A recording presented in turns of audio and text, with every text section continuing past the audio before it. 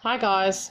Yes, this one's a bit different, but a bit of meditation, and I did say that I was going to do some videos on codependency and the way we look at things, especially during the retrograde, but time frames and trying to get it all together. There may be noise behind me, but for those of you who do follow me on Facebook, I had shared a post, so if you want to, you can go through and you can have a look at it. Otherwise, I'll try and read it out and give you a way of perhaps looking at the situations within connections and the way we look at ourselves.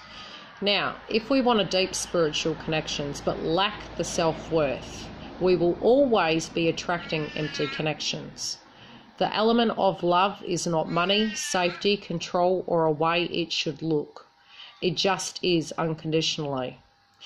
If you fear it and find yourself in a partner, you are attracting your fear's words. It's generally a temporary situation that lacks wholeness.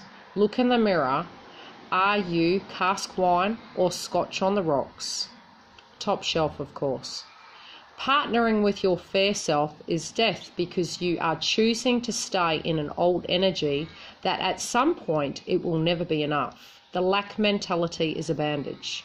Look in the mirror. What is it telling you? Number 1, the bandage to prevent deep connections. Number 2, delay of growth. Number 3, is it for finances? Number 4, is it for fear?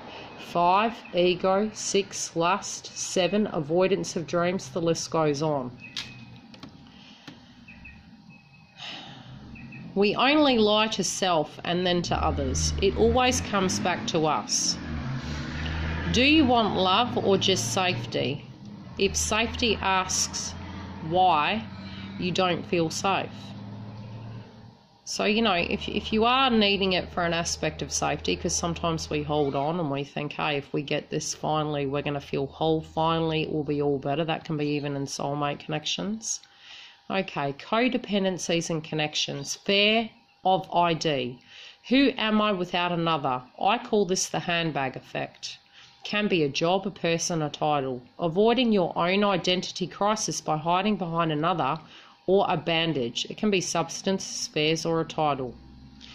This is problematic because if you don't find yourself shining, you have no sense of self. The victim mode. People cheating on me, people ripping me off, they did this, they said that. Victim is where you do nothing and your reality says you have no power over another's. Own your feelings as another and circumstances happen, but your reactions dictate how you directly relate to it.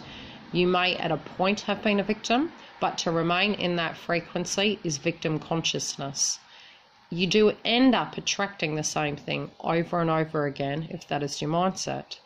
So how you respond directly to it is what the outcome will be. Standing in truth, owning your power, knowing you did the very best you can, and releasing it to show people directly how to treat you. Feeling that in victim mode, it is always going to be so, is recreating that frequency. The rescuer mode, Bob the Builder syndrome. Can we fix it? Yes, we can.